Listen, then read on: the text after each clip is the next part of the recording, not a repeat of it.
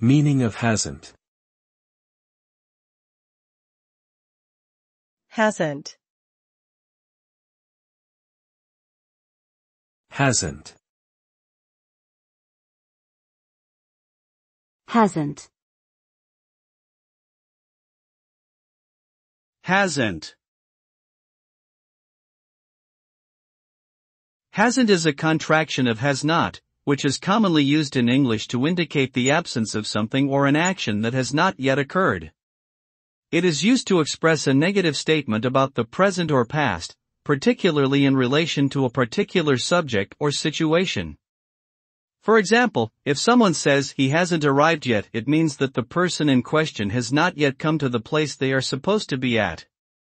Alternatively, if someone says she hasn't eaten breakfast this morning, it means that she did not eat breakfast earlier in the day.